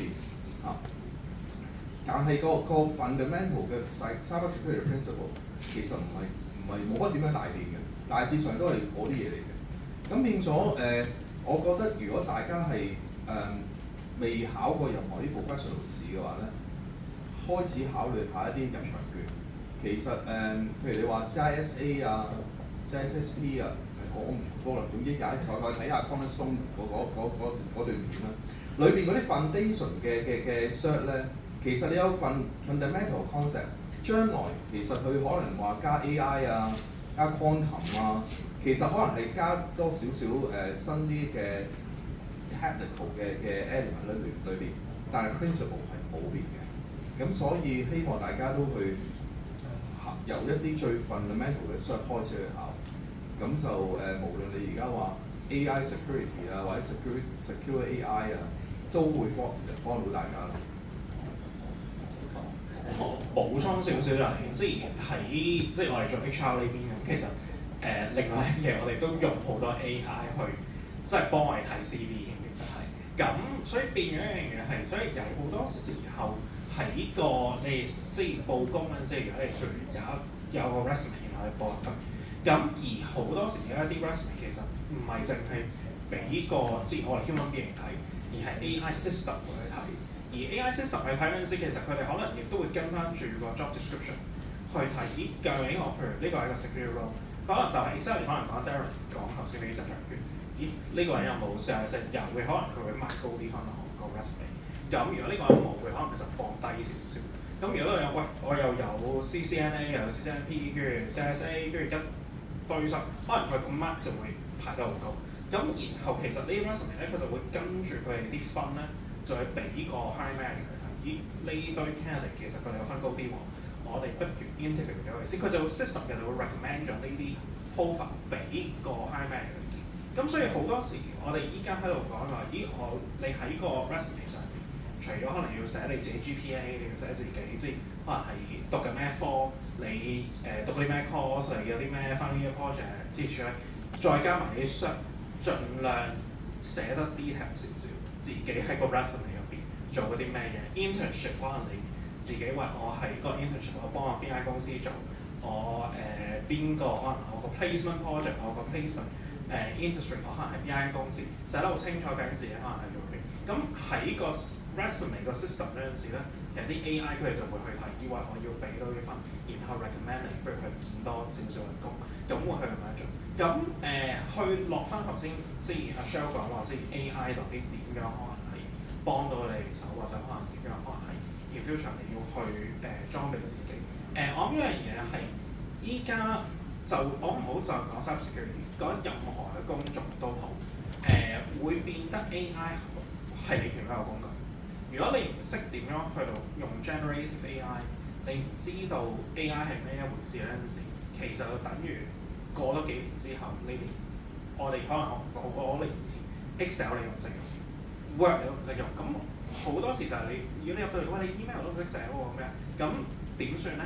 咁同 AI 個情況就會好似以前我哋講你識唔識用 Microsoft Office 咁樣個情況，而你依家如果你係可以有機會可以接觸到，我一啲 tools 係可以用到 AI 幫到你去做 cyber security 嘅。特別可能係而家 SOC 好多時佢哋已經用AI 去幫你去 screen 好多 automated 去睇究竟啲人聽邊度嚟，啲 log 點樣入去睇。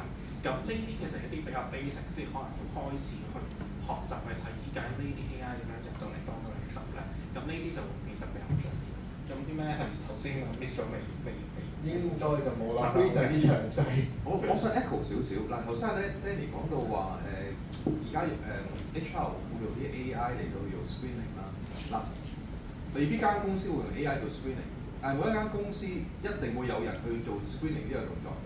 因為譬如話，而家我有一個 cyber security 嘅 opening 咁樣，可能收100張 CV 入嚟，我諗大家唔會 expect 個 HR director 去張 CV 睇㗎。好老實，通常都係揾個妹妹仔，揾個 junior staff， 佢咪照單執藥咯。我見到你有冇張入場券先，你有冇考過 CISA、CISSP， 或者你有冇讀過 cyber security？ 你無論你話你GPA 攞到3.99嘅，我做過學生會會長嘅，嗰啲佢未必會睇喎。我妹妹仔收嘅 instruction 就係話，哦，你要睇個 candidate 嚟有冇 CISA、CISSP， 無論 AI 又好人又好，一定係有經過一個咁嘅 screening。咁所以如果你冇將入場券，或者你冇 emphasize 你做過啲咩 cyber security 嘅嘢，其實未去到個 line manager 度已經俾人篩走咗，呢個係事實嚟嘅。我補充多少少就係即係坊間依家譬如我哋報工啲 website 啦，咁譬如 job 或者可能係即係其他 website， 其實佢哋喺個 system 後邊咧，我哋用得比較多，佢已經後邊係有一啲 criteria 俾我哋去揀。咦，嗰個人如果佢冇邊張相就入唔到嚟。咁所以其實喺嗰個 screening 嘅 process 唔係純粹就係妹妹仔 screen 到個 process， 而係可能喺個系統上邊已經你有啲嘢可以做到去 screen 呢件事。咁所以變咗嚟講，嗰啲相會變得比較重要咯，會變成。頭先阿 Danny 同阿 Darren 講緊入職啦，我哋公司都有 grade 條㗎嘛，大家想入嚟 promotion 咧，越高嘅職位咧越多 cert 要，即係變咗一個係基本要求咯。咁變咗喺內部晉升一啲技術人員嘅話咧，其實你越考得多 cert 咧，我 promote 佢嘅機會就越大嘅。Thank you 陳三位。我想追問少少啦，頭先你話譬如 promotion 啦，咁我諗各位同學仔其實都好擴張嘅。我入咗一間公司，其實我都要升職㗎，都要加薪㗎。咁我想問下啦，譬如話有啲乜嘢嘅 skill set 啊，或者有啲乜嘢水平嘅，其實可能你會覺得一啲 middle management 你可能升職嘅時候，佢可能必須要有，而且需要有嘅。因為而家好多同學仔都可能白紙一張啦，大家身上都仲有啲 cert 啦，咁你可能入咗去之後會慢慢不斷累積唔同嘅經驗啊，去考唔同嘅 cert， 或者 Nicky 同阿 Darren 都可以分享下就係、譬如如果你哋覺得一個同學仔或者一個入職啱啱 junior， 佢想升到 senior 啦，或者再高啲啦，其實佢哋有啲咩 certificate 啊，或者有啲咩skill set 佢哋必須要有嘅咧？有幾張咧咁啱喺 Isaka 度嘅，有講下。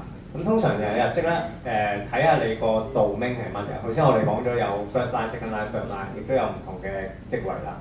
咁你係 base on 唔同嘅職位去考相對應嘅 cert嘅，即係冇一張 cert 話係百搭咁樣嘅。所以睇翻自己嘅 career path 啦。頭先阿 Darren 講得好好，你要揀一個 job 啊，定係揀一個 career？ 即係如果大家咁後生已經知道自己 career 係咩咧，你上網都 search 到㗎。譬如我做一個 pen tester， 做一個紅隊。由最 elementary 考到去最 advanced， 究竟有邊嘢啲 cert 級上咧可以考㗎？咁但係如果坊間啦講翻，即係坊間你睇啲 YouTuber 都有講嘅。頭幾位最高人工嘅 cert 係乜嘢啊？有幾張我覺得係金牌嘅。第一張有 CISSP 啦，大家聽過。有兩張就喺 Isaka 就係 CISA 同埋 CISM 啦。咁如果想做 risk and compliance 咧，有張叫 C-risk 啦，都係 Isaka 嗰邊嘅。咁另外如果做 pen tester 起手，大家有聽過 OSCP 啦。咁呢啲類型嘅 cert 大家可以去考咧，亦都係我普遍 in general， 譬如我公司請人都會有呢類型嘅 cert 咁樣咯。可能我俾阿 Darren 補充少少。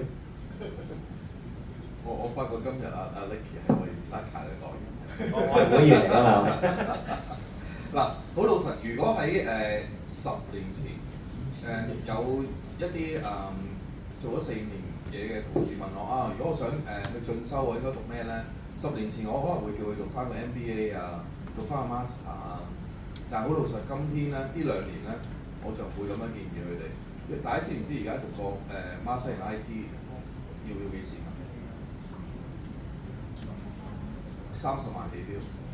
你讀個 MBA 幾錢啊？50-60萬幾標。咁所以我都覺得有啲同事去問我意見啦，我話除非你真係好有錢，或者屋企 sponsor 你。如果唔係咧，我會鼓勵佢哋去考翻 professional 嘅試咯。特別係如果係做 cyber security 或者係 IT 嘅話咧，其實一啲 technical 嘅 cert 其實係緊要嘅。譬如頭先阿 Nicky 所講嗰幾張 Isaka 嘅 cert 之外咧，其實 Isaka 有一張係叫 CGEIT 咧，係 for 一啲 IT manager 去考嘅。咁其實坊間都有好多唔同嘅 certificate。係嗰啲 middle management， 譬如 CISM 都係啦。嗱，因為去到 manager 或者一啲 middle management 嘅時候，你未必需要去好 deep dive 一啲好 technical 嘅嘢，但係你成個 security 嘅 framework 啊，一啲IT operation 上嘅 framework， 你係需要知咯。咁嗰啲其實坊間都有唔同嘅 certificate 嘅。咁我想問下咧，好似你繼續講埋先。唔緊要，你講。係啊，即係我想問咧，即係譬如話係我想做 Web 3咁樣啦，咁我會唔會話大學其實係只係一張入場券入面嘅，其實有啲商咁使咧，其實唔會。嗱，大學一定係provide 到個 basic fundamental concept 俾你。但係如果你話一啲 professional 嘅事咧，其實就可以係世界公行。大家知道你一個 professional 嘅 standard。嗱，舉個例，譬如我哋 Esaka， 我哋全球20萬個會員，你揸住 Esaka 嘅 shirt， 你無論你去到世界任何一個地方，人哋都知道呢個人有翻上下嘅。但係除非你喺啲好名牌嘅大學啦，當然今天香港好多間大學都相當唔錯嘅。咁但係變咗大學方面咧，大家亦都出邊你去外邊嘅世界，人哋未必識你嗰間大學嘅。但係你話你揸住一個名牌嘅 certificate 咧，其實人哋會知道你有相當嘅 professional 嘅 standard 咯。會唔會話即係讀大學不如考到嗰張相咁樣？會唔會有啲咁嘅情況 ？Sorry， 講笑。會唔會話即係與其讀大學，不如我讀得嗰張相好過啦？會唔會有啲咁嘅情況？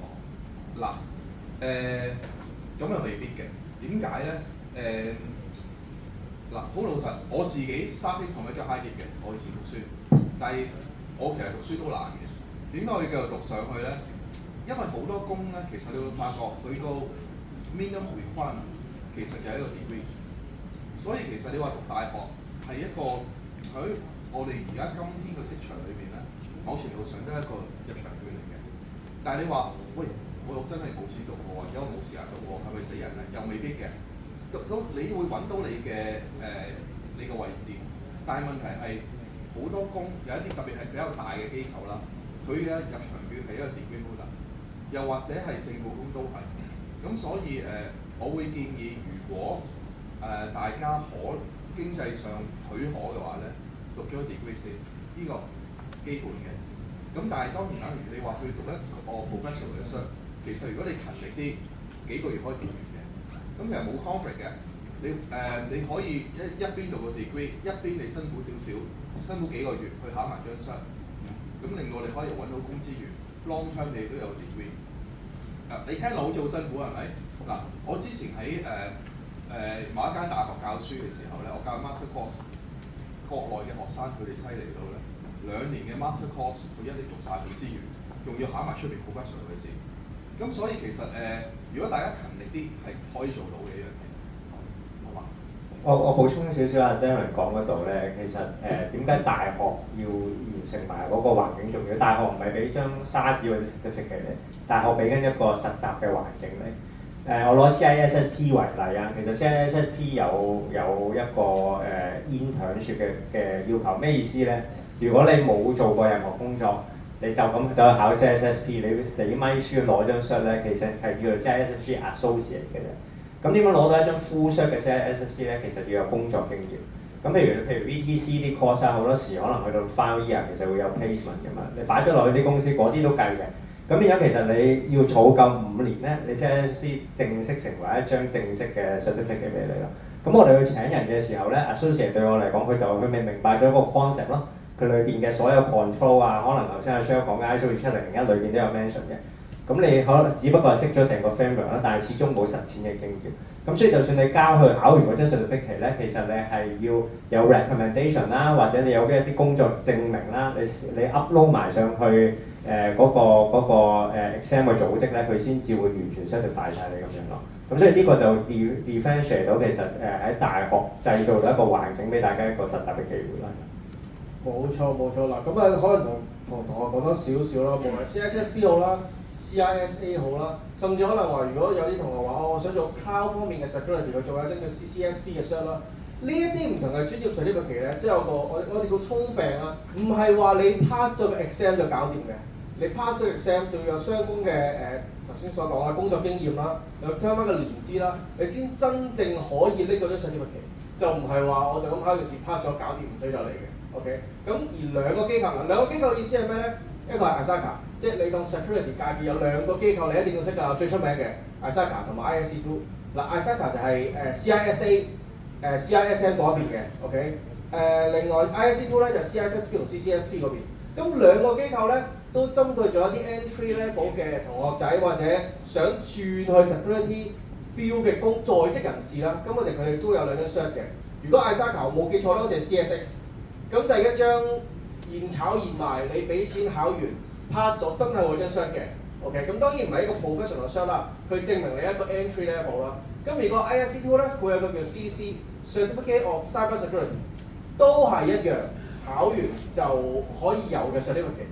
好處係咩咧？呢兩間機構頭先啲人都講過啦，全球都認可。你去任何一間公司 in 任何一個 cyber security 嘅 role， 你攞呢兩張機構嘅 cert 咧，基本上唔會有人唔識㗎。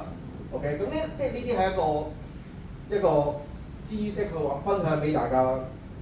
因為我想補充少少頭先我個 career path 啊，頭先講其中一樣 career path 嗰度就係你做多幾多年之後，其實你可以即係再跟住點做嘅嘢。通常其實我哋見到係兩條 path 嘅，一條我哋叫做 subject matter expert， 即係 SME， 即係話如果我想好專案一樣嘢，例如我係一個好勁嘅 hacker， 我淨係想做 ethical hacking， 我可以行落邊，或者可能係我喺 network security 我好勁嘅，我可以即係 build 到一個好 strong 嘅 network security figure， 或者有一啲人我見過係一啲 operating system 嘅 security engineer， 例如佢好知道可能喺 Linux server、Unix server 入邊一啲地方可能會有問題會出到嚟。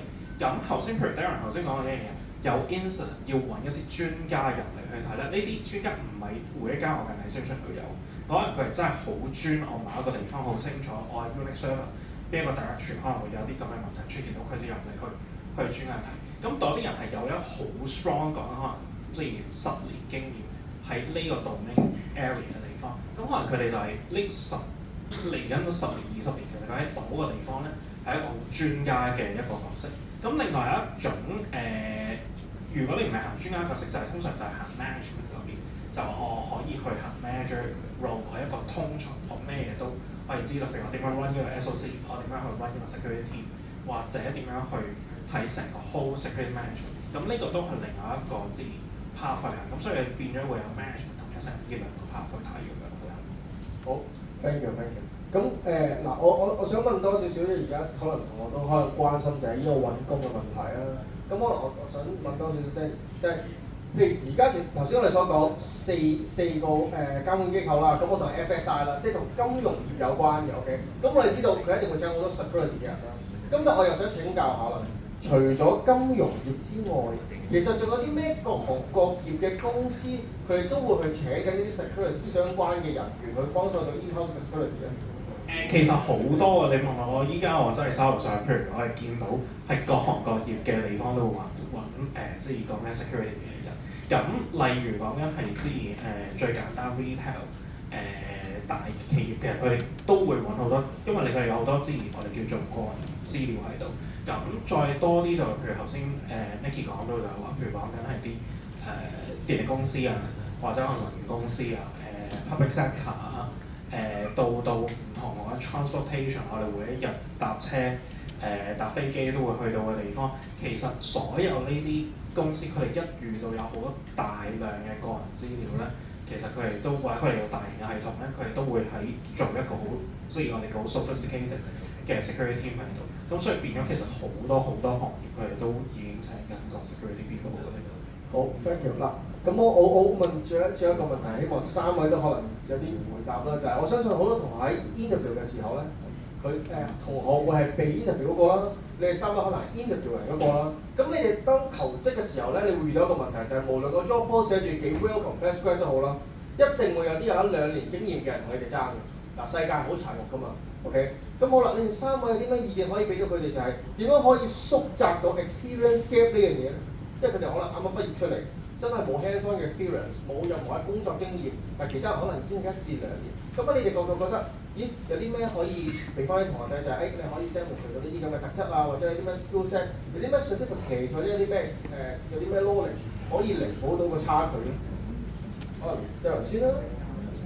嗱，呢個就真係睇下平時有冇真係考啲 cert 啦，因為如果好似阿 Shell 所講啦，如果你嘅對手可能做咗2年嘢，嗱，但係我自己嘅經驗咧，見到有啲就算做咗好多年嘢都好啦，原來冇點考過 cert 嘅，就算佢話做緊 security 都好啦，可能做咗10年8年 security 嘅，佢可能得一張 CISSP 一張普通嘅 cert， 咁佢就因為憑住經驗咁樣累積滾落去嘅啫。咁如果你嘅對手係有1-2年經驗，但係佢亦都未必係有好多張 cert 嘅時候，你有一啲 cert 之餘，你起碼佢叫得你去見，就應該都有少少機會啦。咁同埋你要去 demonstrate 到你對嗰份 job 嗰份熱誠，點解你咁有興趣去做嗰份 job？咁呢個亦都要去見工之前咧，你要真係去了解一間公司，同埋了解下睇清楚份 JD 佢要求啲乜嘢，同埋睇下嗰份 job， 好似我頭先所講，你要去looking for 一個 career 嘅一份 job。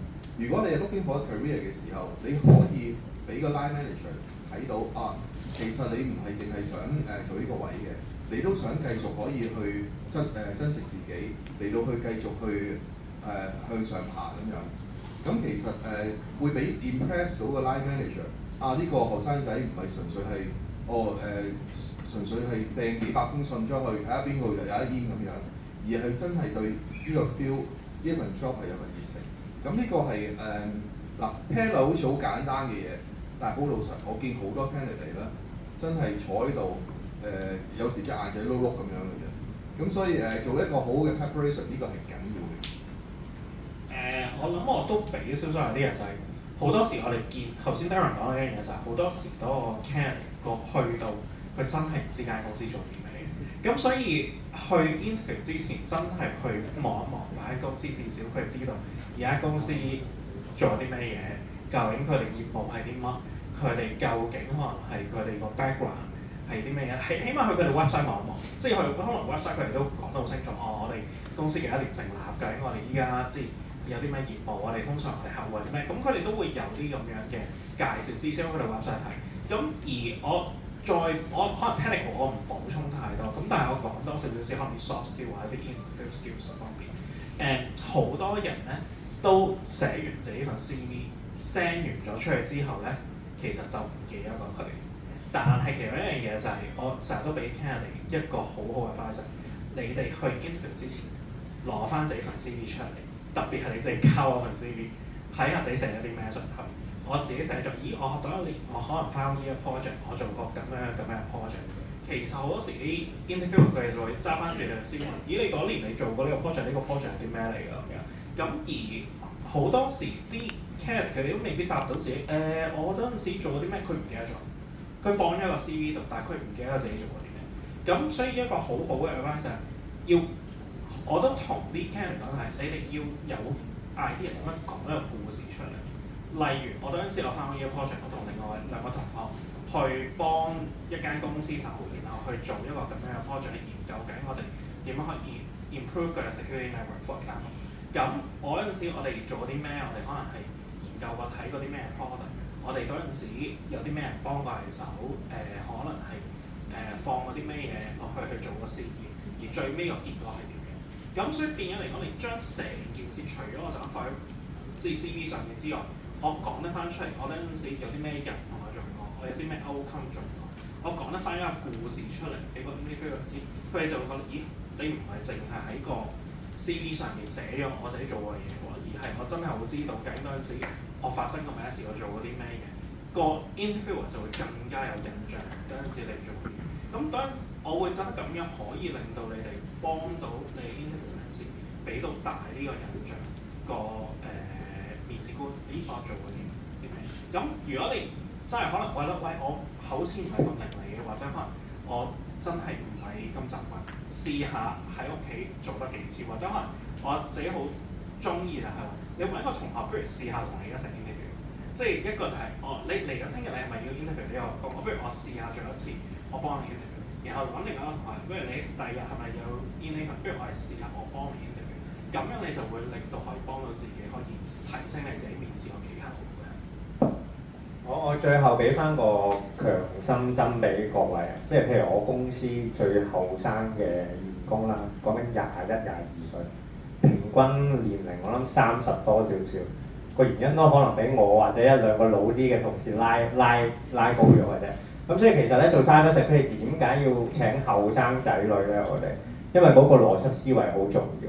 即係就算我去，譬如前年我去做appraisal嘅時候，我一個後生女我係 rate 到佢好高分，講緊都係好似大家咁啱啱畢業做咗1年嘢，跟住佢係攞咗好多個月嘅 bonus 嘅。個原因係因為佢好清晰，就算我做一個紅隊我去 hack 人，或者我做一個藍隊點防守咧，其實唔係一啲話真係好深奧一啲 rocket science 嚟嘅，但係成個邏輯思維要好清晰，我點樣條路啊，我攻擊手法係點樣啊。咁所以其實變咗在座咁多位，其實就算冇經驗都好啦，好多時尤其是你睇到世界性嘅黑客咧，其實啲年紀都好輕㗎。講緊有啲未成年咧已經黑喺佢嘅國防部，咁所以其實變咗大家都好有潛質去做呢一行咁樣咯，係啦。好，非常多謝3位嘅分享。咁我諗下呢個時候交翻個時間俾大家。就都多謝3位講者啦，同埋阿 Shell 嘅分享啦。咁就都拍手掌先，都係幫佢哋。咁我相信除咗即係喺之後分享入邊咧，除咗 cyber security，即係大家有清晰嘅路向，關於 cyber security 個職業嘅路行程啊，或者係國際上嗰啲 compliance 甚或乎有邊幾張 cert 嚟收到入場券，譬如啱啱有講到 CISA 啊，或者 CISSP 啊、CISM 等等，都有一個清晰嘅認知嘅。咁呢個時間咧，大家都可以睇一睇啦。我哋都 show 咗個 evaluation 嘅 QR code 俾大家，咁大家可以入個 evaluation form 入邊填一填翻啲資料啦。咁多一個